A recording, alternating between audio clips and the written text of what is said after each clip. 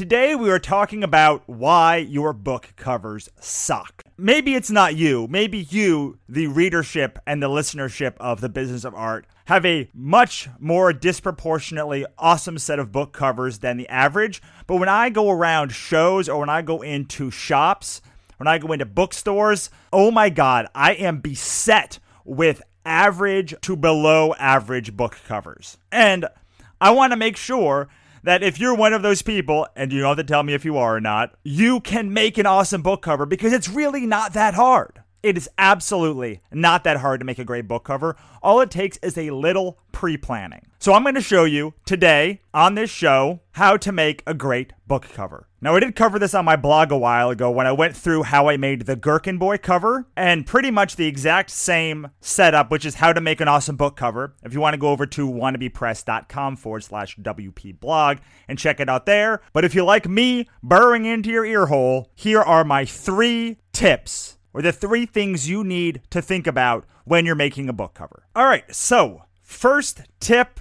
trick, whatever you want to call it, is tell me what's going on inside your book from the title. Look, I'm not a mind reader. There are over 1 million books published every year, and we don't have time to decipher what a single random word means. That may not have always been the case. It may have been possible to use a random word when publishers only put out a handful of books at a time. But now that everyone is self-publishing, and there are over 1 million books published a year, it means that every title has to mean something. Usually, that means more than one word in the title, but I guess there are some really good examples of one-word titles like Bound, Ransom, and Payback.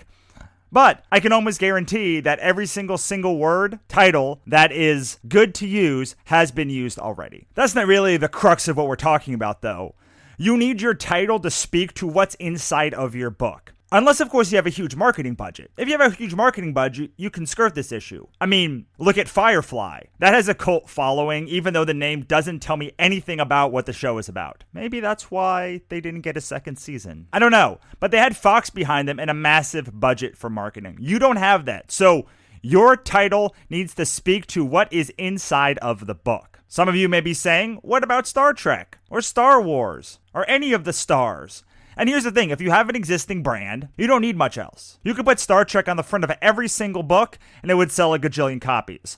But you don't have that. You don't have brand recognition. And when you lack brand recognition, you need a snappy title that tells people why they should stop and look at your book. Okay, so let's say you have a good title. Now what? Now you need a hero image that speaks to what's inside your book. The hero image is the graphic that accompanies the book title. Most comics especially have a tendency to gravitate towards the superhero syndrome, which is the tendency to have a main character on the front, standing still, brooding off into space without any context of what they're doing. That works for Spider-Man, but it does not work for random book number 78,215. It just doesn't. You have to give context to what you're doing. Another huge culprit of this is romance novels. They usually have 1 or 2 people on the cover with barely any clothing, staring at each other or looking longingly off into space. This really tells me nothing except there'll be some naked people in that book. But of course, with romance novels, that's often what you need. Fabio proved that.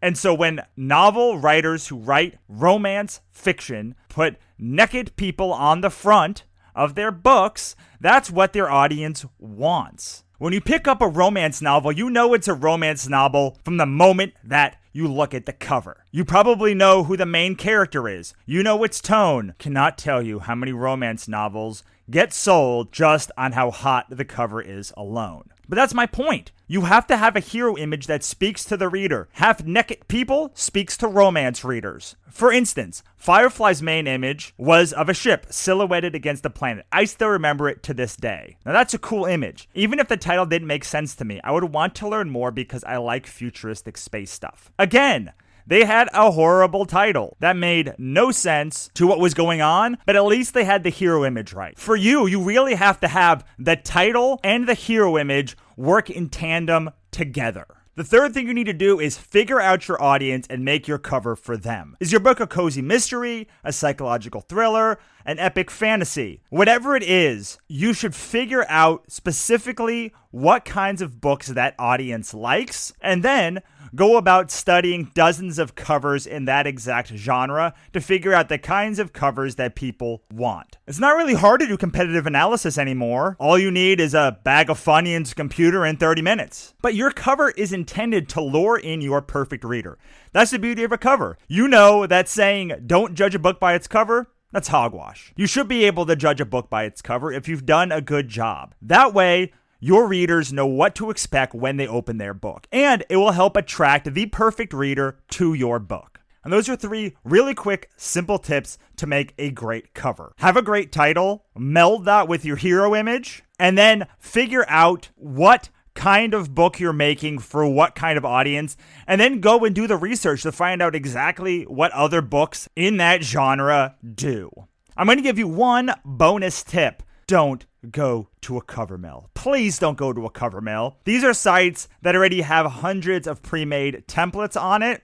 If you buy your cover online from an already done template, I promise you at least a dozen other people have as well. And everybody can spot one of these templates at this point. So make sure to go out and hire somebody to make your cover from scratch and from original. I know it's going to cost a little bit more, but I have a saying, make something once and sell it forever. So the better you make it that one time, the more it will sell over the course of your entire life. And you're not just trying to sell this or make your money back. You're trying to build a career that will continue to give you money over and over and over again. The more back catalog you have of good books, the more those books will sell over time. So make sure to do the work to get a great cover today. A great cover can hide a lot of ills inside. But a terrible cover will always turn away people no matter how good your content is inside. That's it, ladies and germs. Until next time, have a great day.